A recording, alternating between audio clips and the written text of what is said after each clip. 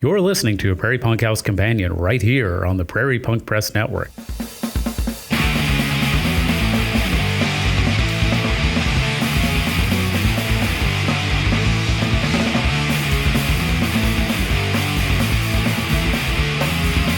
Hi, everyone, and welcome to the first real episode of a Prairie Punk House Companion. I'm Neckbone. I'm Jared the Bear.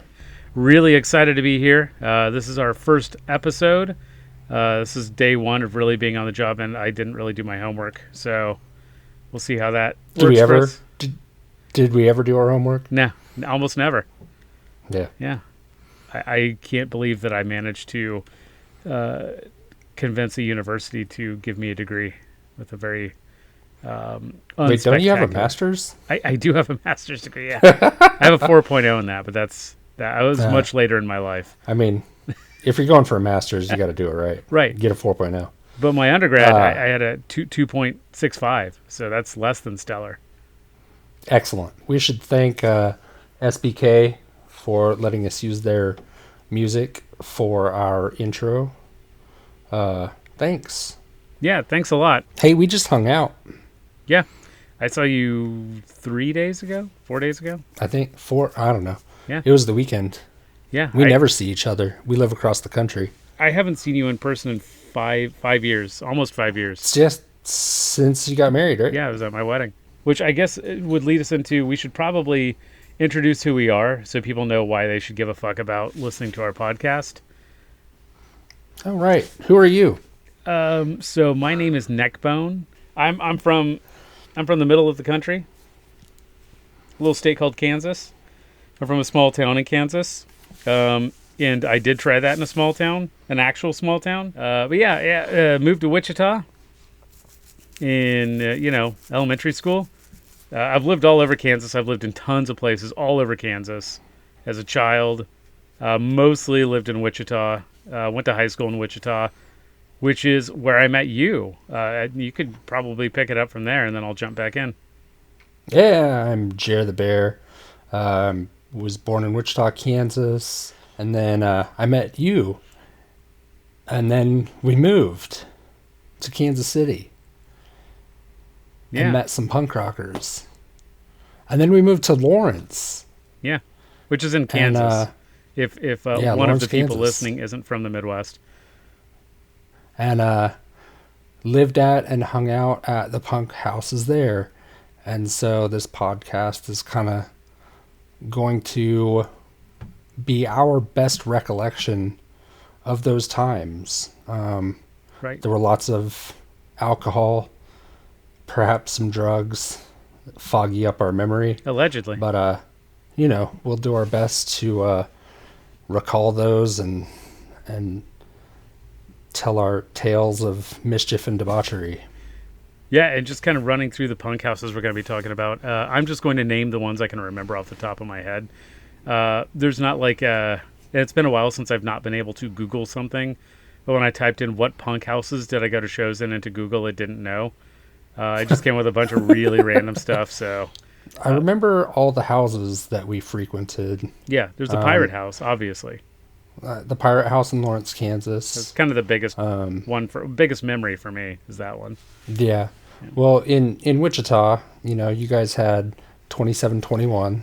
Yep, we did. I was not really involved in that house, but the Kansas Street apartment was the punk house that I hung out in Wichita. That was kind of three apartments that were kind of strung together into one punk house that were all like right next to each other. Yeah, and that was quite the neighborhood. Mm-hmm. And then in Kansas City, when we moved up there, there was the first Central House. Yeah, Central House number 1. And then our apartment, Boston Apartments. Yep. And then the Central House kids moved into the Boston Apartments below us. And then there became 2 Boston Apartments punk houses. And that was fucking chaotic as all fuck. Yeah. And then basically goes to the Lawrence punk houses. So there was the Pirate House, which we already mentioned. Mm-hmm. The Flanders House, which was down Kentucky Street from the Pirate House. Next door to the Simpsons house. Oh yeah, I forgot about the Simpsons house. Yeah. That's why it was called That's the why it's called the Flanders Flanders house. house, right? I get it. I get it. Oh, I get it. I've seen a Simpson. I get jokes. And then there was our house, which was we called the Annex because not a lot happened there, but we did have a couple shows and a couple parties. But We were more we're the after party location, I think. Weren't we more kind of the after party? Yeah. yeah. Mm-hmm. So that's why our house was the Annex because it wasn't as happening as the other houses. And then I left. There was the Lawrence, and there was the haunted kitchen. Mm-hmm. In KCK, and then, there was the Rainbow House in KCK, which I think your band played that at one point, didn't you? Oh, my fake band? Yeah. Yeah, Sexplosion. Yeah. With three X's. Is that only 3? Yeah. Should have had Yeah. Should have had at least 6. Now you're just being ridiculous. Yeah. And then the second Central House, right? Yeah, Tell second me about Central House. because that was in don't KC Mo. remember. I lived in that one. I lived in the second Central House, which I think was about 2 doors down from the first Central House. And there was the Connecticut Street House. I lived in that. Oh, there was the 19th Street House that I also lived in. Both of those in Lawrence. Nice. Yeah. I completely forgot about both of them, and I lived in both of them. So Yeah.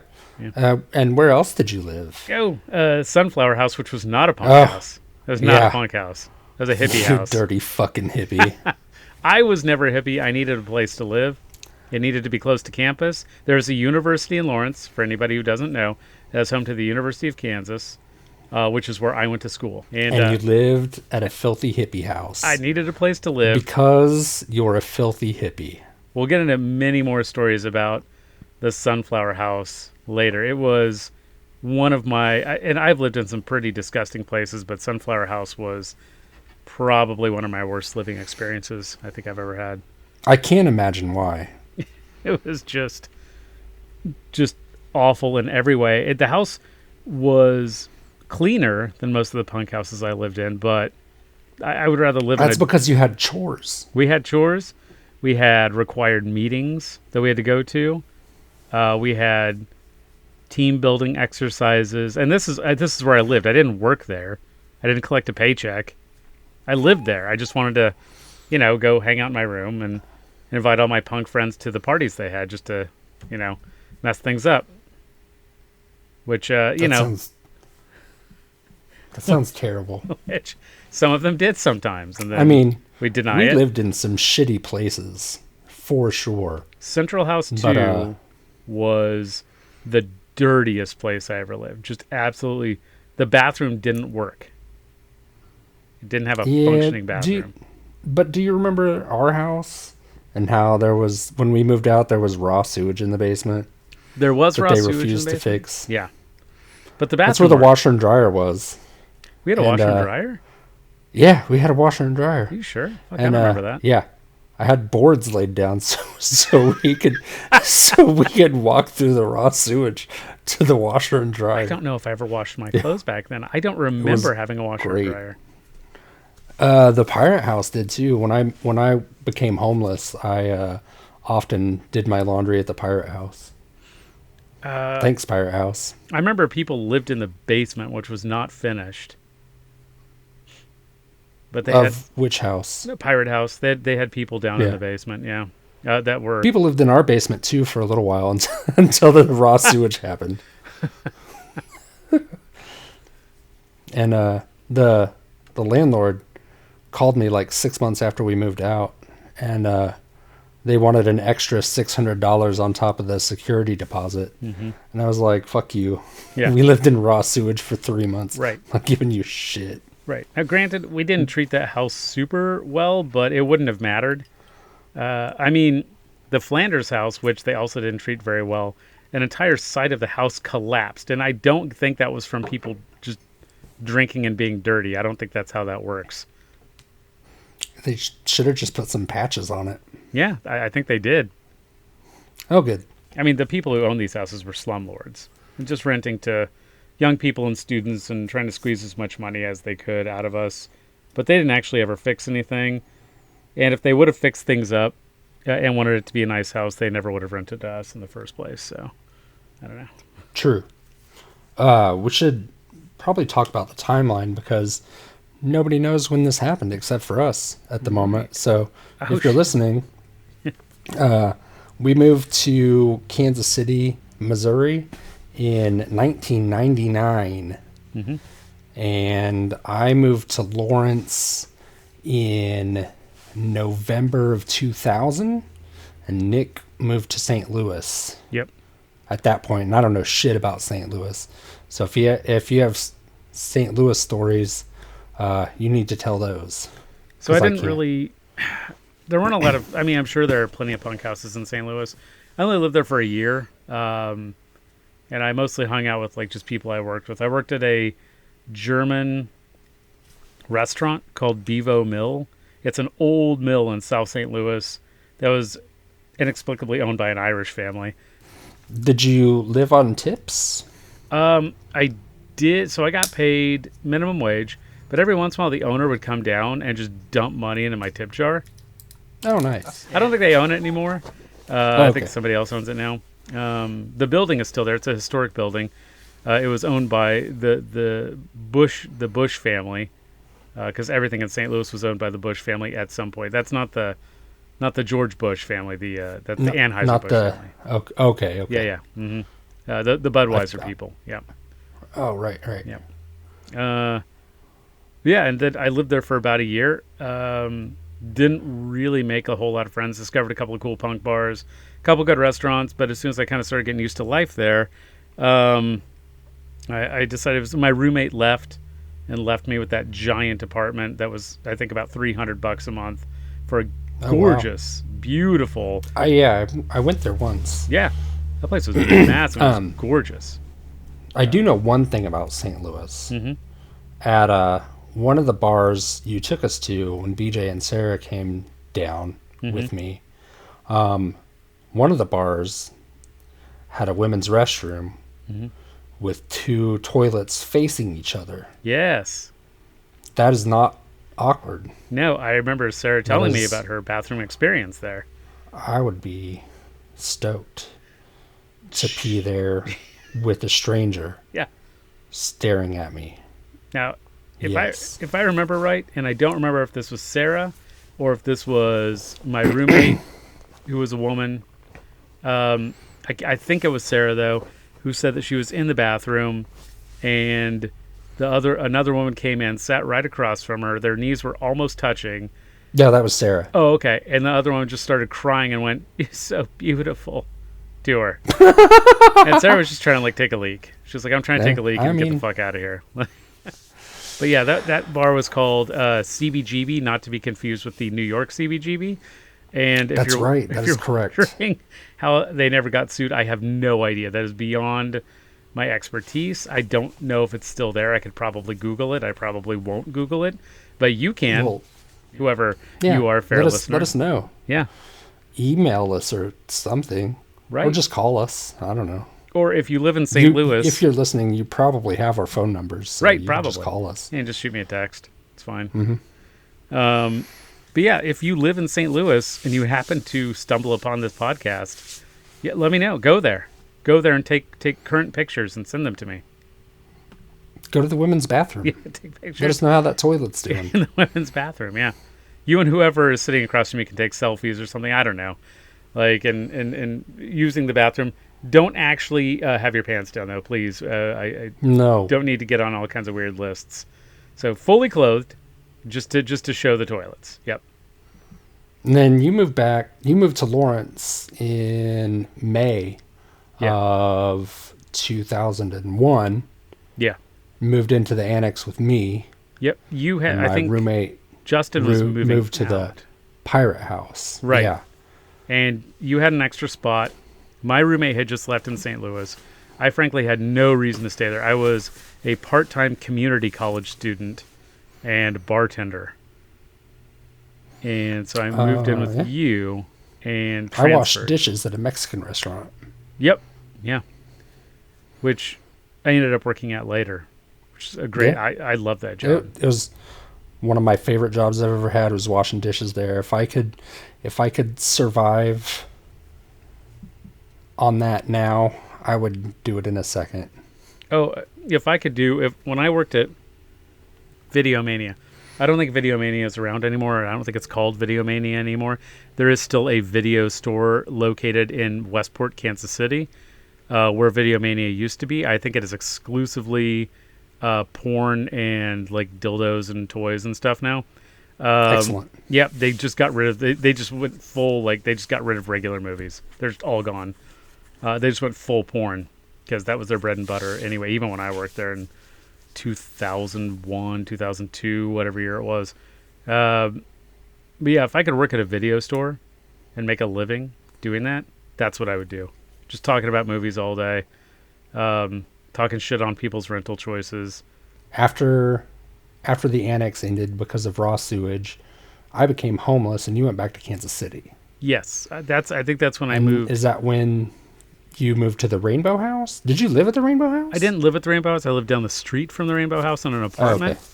Oh, okay. So I actually lived in a separate apartment. They didn't have a room, so I got an apartment. This is when apartments were just like cheap as shit. You could just get like a shitty apartment, and it'd be super cheap. I had a 2-bedroom apartment in KCK right down the street from the Rainbow House, and I think I paid $350 a month for it or something like that, which I thought was like, at the time I thought that was fucking highway robbery. I was like, what, every month? Fuck you, I need to get a roommate. Well, the Boston Apartments where we moved to was $325 a month for the 2-bedroom, I believe. Yeah. And the reason I loved it so much and wanted to move there was because the courtyard in the back reminded me of the movie City of Lost Children, which was my favorite movie at the time. Right. It was super fucking creepy. Yeah. Super creepy back there. Yeah. I still have dreams about that place. I have dreams that I move my family into that apartment every now and again. I think you could for about $1,500 a month. I think that's about what it's going for now. I mean, the neighborhood is nicer now. It is, yeah, that's true. But I think the parking probably still sucks. So that's like the brief rundown history of that. So, I mean, that stretches, all those houses stretch from 96 to 2002, basically. Right. And then I was still in the area after that. So for me, it stretches all the way till about 2006, maybe 04. Yeah, let's do 05. You were, because I got married in 05 and you were in England. I was in England in 05. And then that whole scene was kind of gone by the time I was gone for 1 year, and I get back and like all the punks had left. And I just had to live in a sad apartment by myself in Lawrence to finish college. I bet you got more done. I graduated. I don't think I ever would have graduated if there were still punks around. Like, I was distracted. I'd be like trying to go to class and shit, and people would go, "Hey, you want to go on this random road trip, so you can watch our band play at a different house in like Iowa or some other shitty state?" I'd be like, "Yeah, sure. Let me skip all my classes." Then I'd get back and find out the semester had ended, and I'd failed at least half of them. So, should we define some terms now and talk about what we mean by punk rock and? Yeah, sure. Things of that nature. Yeah, I first want to like ask like who, because I remember even in the scene when we were going to all the different houses and stuff, and even back in Wichita, there's so many different ways that people styled themselves and different types of punk that they listen to. So how would you define like a person as a punk rocker? Like if you saw somebody. Like, how would you go? Like, yeah, okay, they fit in this category. I mean, it's such an amorphous term at this point, and even in the 90s, it was fairly amorphous. But there were less of us, I guess, in Wichita at the time. So if you saw somebody with a cool shirt or with a mohawk or spikes, you could probably guess that they were into some sort of punk rock. The first punk that I met. This dude from Andover I went to summer school with, and he just looked like a skateboarder, but he had a Bad Religion patch on his backpack. So I met him, and on the last day of summer school, before my senior year, I think. Yeah. I worked up the nerve to talk to him because I was worried about being a poser. And he was into punk, and we actually went to Warped Tour 96 like 2 weeks later in Bonner Springs. Sandstone Amphitheater. Yeah. Oh, is God. what it was called then. I went to that one. I don't know what it's called now. Yeah, I'm just going to call it Sandstone because I don't know what the fuck it's called now either. I went to that one. I completely forgot that I went to that one too. I thought the first one I went to was in Lawrence, but no, that was the first one I went to. Was in. It was really fucking hot too. Yep. Because it was just concrete everywhere. Mm-hmm. But punk rock to me, it really depends on what subgenre of punk you're talking about. Like pop punk kids or skate punks, it's kind of hard to tell. Mm-hmm. Unless they have something obvious like a t-shirt or some patches or something. Right. But the people that I was drawn to were crust punks, basically. So wear mostly black, sometimes dreadlocks. In the 90s, some of them still spiked their hair. You know, patches, leather jackets with studs all over them, shit like that. And that was...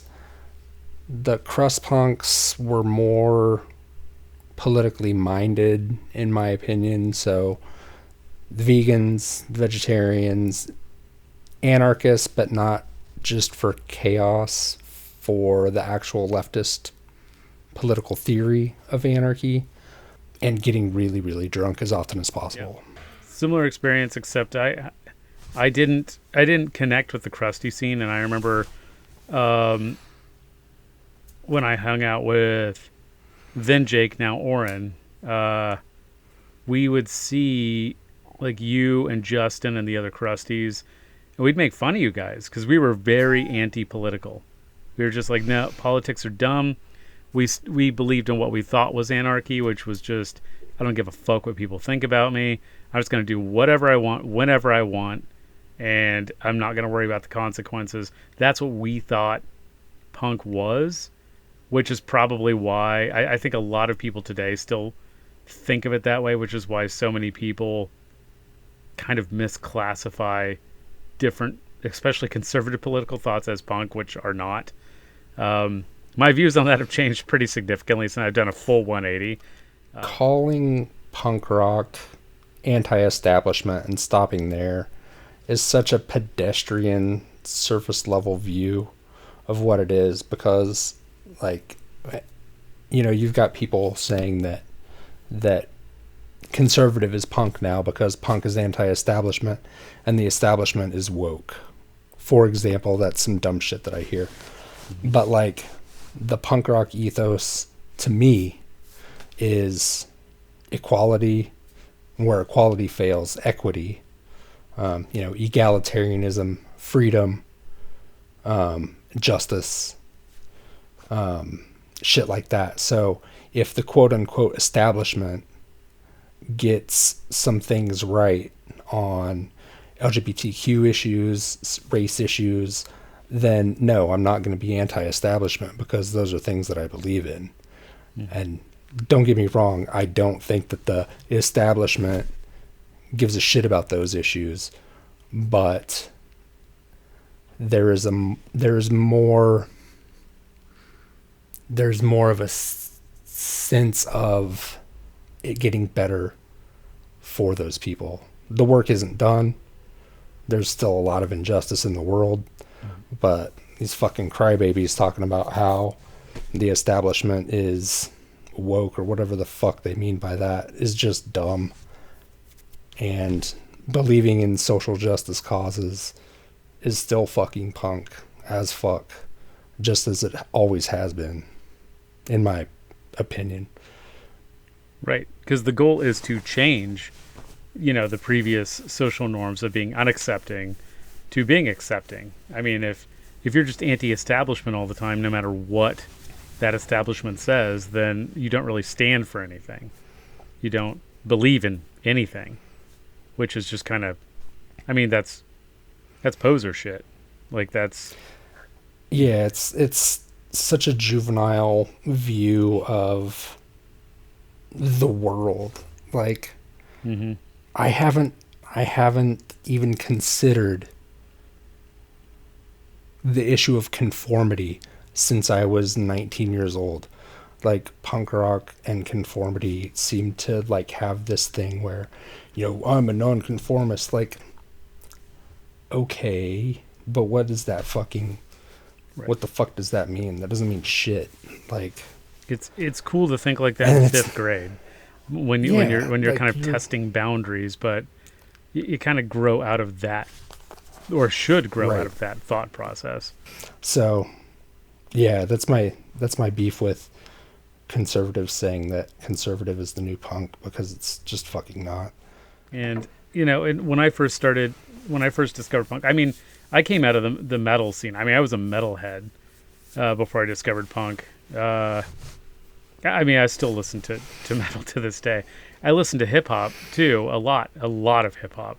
But if somebody asks me like what I am a punk. The different types of music I also listen to doesn't mean I stop being punk. It doesn't mean I stop believing in what I believe in, just because I'm listening to fucking like any of the like native tongues movement from the 90s. Like, yeah, I'm listening to hip hop. Like, yeah, I'm listening to MF Doom, but that doesn't mean that I'm less punk just because I'm listening to hip hop that day, or if I'm listening to metal that day, if I'm listening to Fintroll or something, it doesn't mean that I'm less punk just because I'm listening to a different music. It's not just about music. Right. Like, yes, punk rock is a genre of music, but being punk is more than just that genre. Right. I mean, I think most punk rockers would agree. Yeah. Absolutely. Obviously, you have to have some kind of connection to the scene to really... You could still have a punk rock attitude and not be a punk. You have to have some kind of connection to the scene, but that doesn't mean that that's the only scene you can be connected to. It's not exclusive. The whole thing about it is that it's not exclusive. A couple other things maybe we should get out of the way regarding the nuances of different punk rock scenes. Skinheads are not racist. When we refer to skinheads, we are talking about the traditional skins, which basically came from Jamaican immigrants in the UK. So intrinsically not racist, but neo-Nazi skinheads co-opted that culture. When we talk about neo-Nazi skinheads, which we probably will quite a bit because they were a huge problem in the 90s, we'll refer to them as either neo-Nazi skinheads or boneheads. Right. I usually call them boneheads just to make it a quick, easy distinction. Emo wasn't emo in the 90s. There was no emo. I mean, it was like Weezer and the Get Up Kids. And I'm not to be an old man that yells at cloud because I don't give a shit. Yeah. There seems to be a conflation of emo and goth mixed together. It's very strange to watch. Like I said, I don't give a shit about it. I think emo and goth have become even more amorphous than punk rock has. It's strange. And also, I know, and I hear this term thrown around a lot, post-punk. Post-punk has nothing to do with punk music. Post-punk is a period of time where people say that punk died, and the things that came out after that time is post-punk. And some of those bands have punk sounds to them. Some don't. Some bands, like Faith No More, has been described as post-punk. I would not call Faith No More a punk band, even though Chuck Mosley was the original lead singer. For those of you who don't know, he was in the Bad Brains, which was a punk band. But once again, you can be in a punk band and then be in a different band that's not a punk band. That doesn't mean that you're any less punk. It just means that you are in a band that is not necessarily a punk band. Yeah. Like, that's fine. Dave Grohl was a punk rocker. Right. Duff McKagan and Izzy Stradlin were punk rockers before they were in Guns N' Roses. Yeah. The Beastie Boys were a punk band before they were rappers. Yeah. They were described as a cheap ripoff of Minor Threat. I don't know. I mean, we should probably point out too that, like, yeah. You were a crusty punk in Wichita. I was into kind of poppier punk, not And I know when I say pop punk, people are automatically like, "Oh, Blink 182." That's not what I'm talking about. I think Blink 182 was around back then. I certainly didn't know about them existing. But I'm talking about more like Bad Religion, NoFX. I think the kids nowadays call that skate punk. Skate punk? Okay, fine. I was a skate punk who didn't skate. Mm-hmm. Which, by the way, full disclosure, I still do not skate to this day. But I listen to a lot of the same music as skaters. Almost exclusively skate punk, metal, and hip hop, which is all apparently skater music, I've been told. Yeah. Well, I mean, back in the day, like, the scenes were so small and we were so hated, I guess. Yeah. By everyone. We all stuck together. So, right. You know, the punk rockers, the indie rockers, the skaters, the ska kids. Yeah. We all hung out because it was a very small scene, and we, you know, stuck together for protection and fun. I mean, we had rednecks to deal with and we had boneheads to deal with. Right. And so we watched each other's back and, you know, became friends. And we all loved to party, so. Yes, we all love to party. We all love to drink a lot, almost constantly. And even though I didn't really at that time agree with your politics, I definitely, like, if I'd seen like a bunch of people jumping you, I would have jumped to your defense and tried to help you out. We could have both gotten our asses kicked together. But, you know, I still would have made fun of you afterwards. But fuck yeah, you too. Fucking bubblegum ass punk rocker. Yeah. But that's the whenever I tell somebody I listen to punk, they go, "Oh, Blink 182," or sometimes Green Day. Those are about the only two. Or sometimes they'll say My Chemical Romance. Those aren't punk rock bands to me. I mean, yeah, Green Day in the 90s was like a gateway band for sure. Right. And Blink probably was for younger kids. Sure. By the time Blink got really famous, I was already listening to fucking Crass and Osrotten and, you know, all the crusty shit that I had been searching for my whole life, it felt like. Well, and I discovered, because I do listen to crust punk bands now, and I discovered all of them from living with you, because I had access to your records.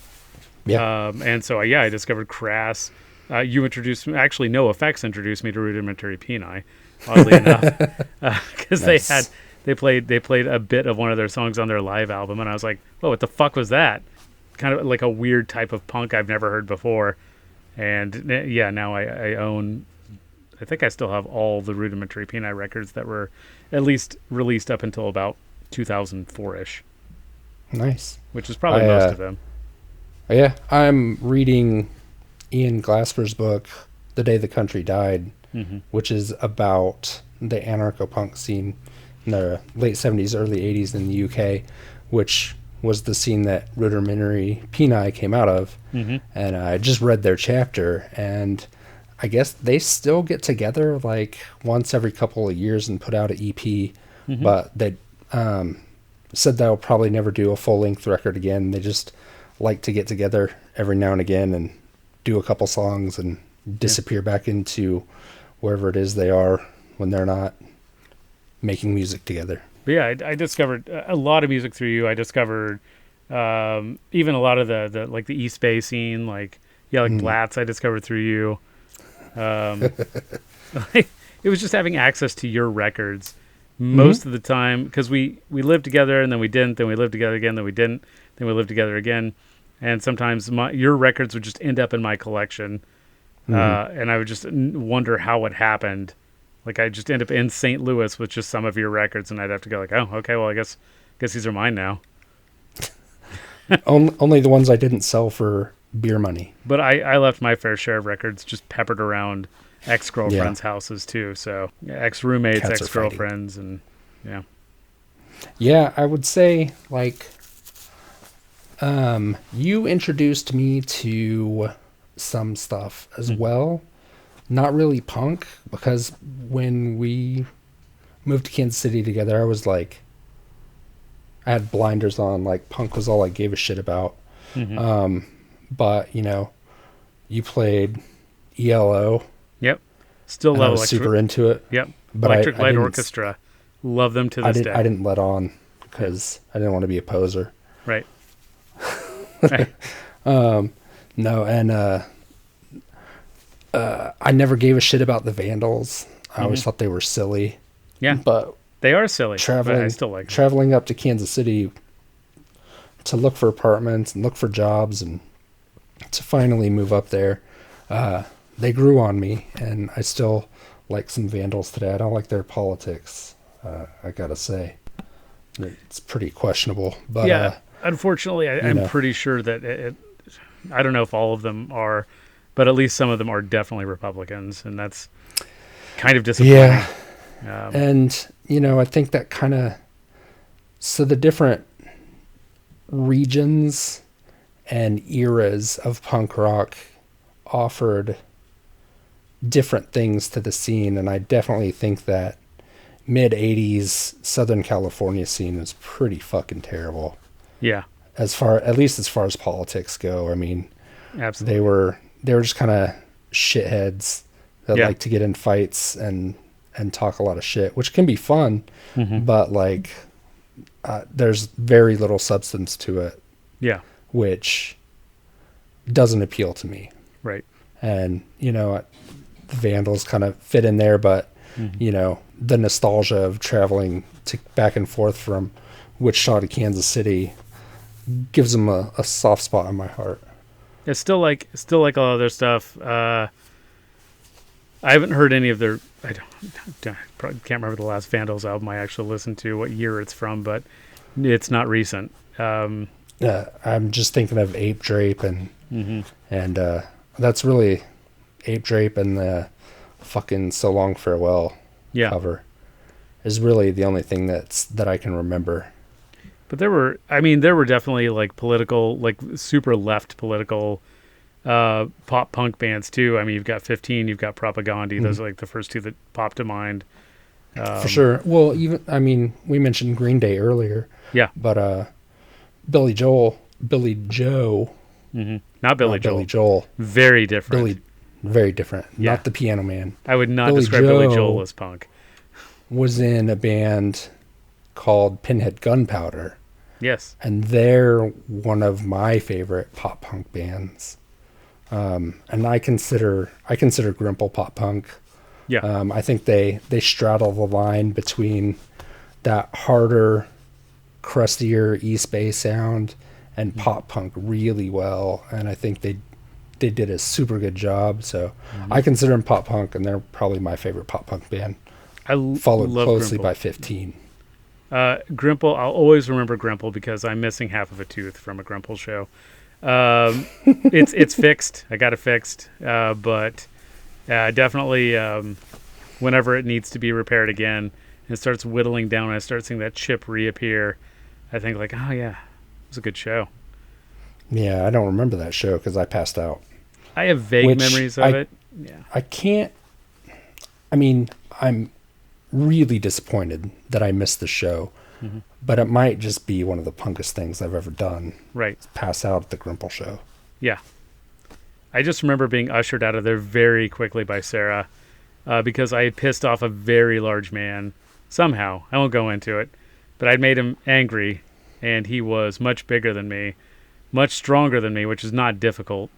And I think Sarah was concerned that I was just going to get beaten to death by this guy, which probably I would have definitely at least been hospitalized. So thanks, Sarah, for saving my life if you're one of the 3 people listening to this. She's probably saved us more than once. Way more than once. So what are some other terms that need defining? Proto-punk bands. Those are bands that are considered punk bands, but before they started regularly using the term punk rock. So like some of them I would definitely consider to be punk, even though they didn't affix that label to themselves. Some of them... Or it didn't exist at the time. Or it didn't exist. Some of them I would not consider punk, and I'm wondering why they ever were. The very first band, as far as I know, that was referred to as a punk band was this band called Question Mark and the Mysterians. which if you, I mean, just hop on YouTube, put in, it is the symbol question mark. You don't spell it out. The symbol question mark and the Mysterians, Mysteraians. We can put a link in show notes, maybe. Sure, yeah. I would not describe them as punk, but the Chicago Tribune sure did describe them as punk rock before punk rock was a term used, and they meant it, pretty sure they meant it as an insult. So yeah, they were a band from Michigan who played like 60s rock, basically. Yeah, this was in like 67, I think. Maybe the article was written a year or two later. I don't think it was the 70s yet when the term was coined. The original word punk, it dates from the 15th century. Used to mean prostitute. It was slang for a prostitute. And then later it became slang for a ruffian. So, I mean, accurate. Yep. So if Britain wants to claim that they invented punk, then I guess they did invent the word punk in the 15th century. So good job. But I still stand by punk rock was invented in Michigan because three big bands came from Michigan that were proto-punk bands. And kind of the most influential. One of them, not influential at the time, but became influential later, Death. People didn't really know about them until, unfortunately, like, 10, 15 years ago? Yeah. Yeah. But they're from 1971. And then you've got the Stooges, who I would describe as a punk band, and then question mark and the Mysterians, which I would not, but the Chicago Tribune sure did. There's been a million debates about proto-punk and who's the first punk band and all that shit. And it's a fun discussion sometimes, but it's been done a million times before. I don't know if we need to go through all of it now. Right. I just want to just go on the record and say the Sex Pistols weren't a punk band. They were a boy band created by Malcolm McLaren to sell clothes at his shop. And fuck Johnny Rotten, not a punk band. Right. Agree. If you don't like it, suck it. In fact, I thought I didn't like punk. And the reason I got into metal was I had started listening to a couple of metal bands at the time. Iron Maiden was kind of the first metal band I really started listening to, followed closely by Metallica and Megadeth. But I remember going to the Wichita Public Library, and they had a Sex Pistols record that you could check out. And I remember thinking, like, oh, punk rock is cool. I need to listen to punk rock. So I checked out, I think I got like a Kinks record, which I really enjoyed. Don't know if I'd call them punk. They're a punk band. Would you call them punk? Okay. Yeah. All right. Love the Kinks. The early stuff. Sure. And the Sex Pistols, which Sex Pistols were, those were the two bands I'd heard of that were there. So I got both of those, and I listened to the Sex Pistols, listened to that record top to bottom 2 times in a row. And at the end of it, I thought, I don't think I like punk. Yeah, I don't think I like punk. I was just like, yeah, I don't think this is for me. I thought the Kinks album was really good. But Sex Pistols was just, I was like, yeah, I'm just going to keep listening to metal. Not into this at all. And it was a long time before I gave punk a chance again. And for me, it was, as much as I hate to admit this, I would not have discovered punk again if not for Green Day. Not because I liked them. I didn't hate them, but they were coming through Wichita in 1994, and a band coming through Wichita was a big deal. Any band. Any fucking major band coming through Wichita was a big deal. Bands never came through Wichita. You either had to go to Kansas City or Oklahoma City if you wanted to see anybody. We haven't really talked about the different genres. I know we got into it a little bit, but we didn't talk about like the differences between anarcho and East Bay and Southern California and all that. Yeah. If you want to do that, if you want to jump into that, like maybe maybe the timeline. I mean, we kind of getting into it with the Sex Pistols and everything. So. Yeah, Sex Pistols, not a punk band. The Ramones, I mean, at the time they were considered a punk rock band. With, hindsight, I don't really know. They played 50s rock and roll kind of, but, they influenced the whole genre. So, that's that. And then, so for me, what really meant the most to me was the anarcho scene, which spawned in the UK kind of from the Clash and the Sex Pistols, but with politics. So people like Crass saw what the Sex Pistols were doing and thought, hey, I can do that. But they were, I mean, as much as it hurts me to say, Penny Rimbaud was a filthy hippie and was into like free jazz and stuff. But he met Steve Ignorant and decided to start a punk band. And I think they're kind of responsible for putting politics into punk rock. So there was that whole anarcho scene from, 78 to 84 about. And then from there, it kind of the mixing of anarcho punk and D-beat, which was kind of came from the street punk scene in UK at the same time. It was more, I don't know, just a more metal influence, I think, on punk rock. So like you Discharge and the Verukers, they kind of created the style known as D-beat, which is a drum beat that's specific to what they do. So the anarcho scene and D-beat scene kind of merged and formed crust punk. So you got Doom out of that, Hiatus out of that, and then that came to the States with like Nausea in New York City, which influenced a bunch of other bands. And then you had the Minneapolis scene, which is where punk rockers go to die. So you had all the super crusty bands on Profane Existence and up in Minneapolis. And then on the other side of the country in San Francisco, you had the East Bay scene, the Gilman Street scene, which had a weird mix of pop punk and crust punk. That's where Green Day came from. It's where Jawbreaker came from. Rancid. NoFX was Southern California and also up there as well. 15 and Crimpshrine, all those bands up there. And that brings us kind of into the 90s where we got into punk rock. Yeah. Those were the scenes that I got into, and so anarcho is probably my favorite, and then crust punk after that. All steeped in leftist politics, hugely political bands. Yeah, and I've definitely, obviously, warmed to a lot of those bands. I mean, I have their albums. I listen to their music. I still listen to a lot of pop punk bands too.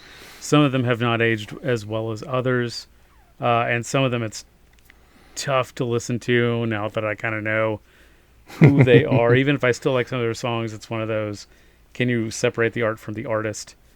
Sometimes yeah, sometimes not. I was really into Screeching Weasel for a long time, but Ben Weasel's just kind of a dick. Which sucks because they're a Midwest punk band. They're from Chicago. He's the Chicago guy. Isn't he also like a huge agoraphobe? Yes. Yeah. One of the reasons they stopped playing shows was because he refused to leave Chicago, from what I understand. And if somebody wants to send us an angry email saying that's not true, that's fine. I don't care. I'm not super invested in it. This is just stuff that I remember reading, probably on some like message board like a decade ago or something. But yeah, I do remember. Yeah. All I'm telling you is what I read on the internet. Take it with a grain of salt. Everything on the internet's true. That's he was afraid to leave Chicago, and was kind of afraid to leave his house. I don't think Screeching Weasel plays shows even in Chicago anymore. He did play a show several years ago where, and I don't know the specifics of this, so, Manosphere, don't get super mad at me, but he beat up a woman on stage, which 2. I'm still going to... Oh, 2? Yeah. I'm going to stick by. That's not fucking cool. Sorry. Fucking... I don't know what to tell you. I don't know what the circumstances behind it are. but generally speaking, not cool. It makes it difficult to listen to even Screeching Weasel songs. I do like, they were kind of fiercely anti-political. I mean, they have a song called "I Don't Give a Fuck About Nicaragua." I mean, that says it all right there. There's still some of their songs I like. I mean, it's still good summer fun. I still do like Rancid's earlier stuff, even though I know you can't stand them. I can't fucking stand I know you can't. I'm gonna stick by their first two albums. I'm sorry. Their second and third album. Those are the ones I like. Yeah. Okay. Yeah. So, this is a while back. This is 2005, probably. Mm-hmm. I found one of my Rancid CDs from back in the day, and I put it in my car. Mm-hmm. I was listening to it on my way home from work, and I literally pulled it out of my CD player and threw it out the window. It was so fucking bad. Jesus Christ. Fucking awful. But yeah, for my money, if you still want to listen to pop punk guilt-free, probably Propagandhi is my top political pop punk band. 15 is really close behind them. It's close. Love both of those bands quite a bit. Is Propagandhi even really like punk anymore? Do they play punk rock music, or are they just kind of a metal band with punk rock politics? They have their music has changed quite a bit. Yeah, I still prefer their earlier stuff. Yeah, I'm not. I listen to metal too. So They're for great. me, it's fine. But I still prefer the earlier stuff. I think Less Talk More Rock is still my favorite Propagandhi album, top to bottom. I think it's on my list of damn near flawless albums, which is a very short list of. I can listen to the whole album without skipping a song and be perfectly happy. That album makes that list, and there's not a lot of other. Punk and Drublic for me makes that list too. But yeah, there's not a lot of albums from any genre of music that really make that list for me. But that is one of them. So yeah, they'll always have a special place in my heart because of that. But yeah, I still listen to them. I saw them live not that long ago. Nice. They still got it. Do you want to talk about What else? any like punk influenced bands that people think are punk, but I would argue that you can like them, and in fact I do like some of these bands, but are not punk. People I see on the list all the time are like the Breeders / the Pixies. Not punk bands.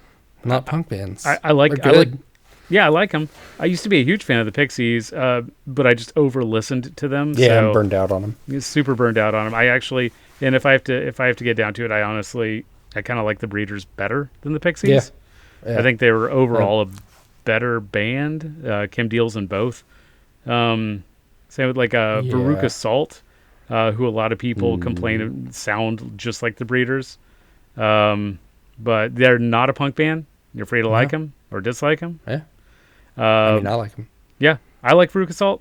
I still have a soft spot in my heart for American Thighs, which I listened to top to bottom on repeat while playing Zelda: A Link to the Past on Super Nintendo when that album first came out. So I'll always associate it with that. And we'll always have that was before I even knew about punk or anything at all. So I used to listen to Weezer the Blue Album while playing Sonic the Hedgehog. Not a punk band. Yep. I like some Weezer stuff too. Yeah, I would agree. Not a punk band, but still like them. Yeah, I know you disagree with me on this one. I still like some Nirvana stuff, especially Incesticide. I think Incesticide is a good fucking album. I mean, that is their most garage album of all their albums. But I just dig that album. Not a huge fan of Nevermind. I certainly was at the time. At the time Nevermind came out, everybody was a huge fan of it. I mean, I was like everybody 14 was. years old. Even me. Yeah. After 3 months, it became tedious. But, you know, like what you like, even if you're wrong. Mm-hmm. But Nirvana's not a punk band. Not a punk band. Yep, agree. Like them, but not a punk band. Hole, not a punk band. Not a punk band. I don't personally listen to them. If you do, that's fine, but not a punk band. Clash, I would say not a punk band. Not a punk band. No. They're great. Influenced a lot of punk bands. Right. Not a punk band. The Pogues, not a punk band. Fair. You could say Shane MacGowan has a punk rock attitude, or had, R.I.P. Yeah. Shane MacGowan was punk as fuck, but Yep. fair enough. Not a punk band. They were Irish folk music. I mean, Yeah. that's just what they were. That's fine. You're free to like it. I sure did listen to it a lot in bars when I was drinking heavily.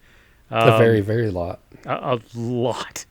I think there were some nights at Dave's Stagecoach Inn, R.I.P. there too, R.I.P. where we would just put on like an entire Pogues album Yeah. on the jukebox and just listen to it while getting just absolutely fucking hammered. But yeah, Faith No Green More, Day. same. Not a punk band. Love Faith No More. Yeah. Good stuff. Right. I've met Mike Patton before. He's a weird dude. Had a good time. That tracks. Yep. And that is not meant to be an insult. If anything, it's meant to be a compliment. Yeah. I think one of the worst insults you can give somebody is calling them boring.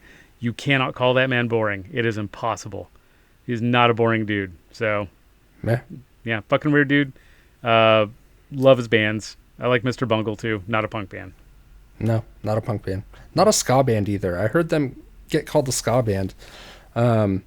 So, just as an aside, I've been listening to their first record fairly often recently, and I'm just blown away how they created that long ago. But then I think about Oingo Boingo, and it becomes less astounding to me because it's kind of just Oingo Boingo with like metal Yeah. added to it. Yeah. Oingo Boingo, not a Right. punk band Not a punk band. Yep. or a Called ska a punk band. but very good. Yeah. Not a punk band. My fellow Ginger, Danny Elfman.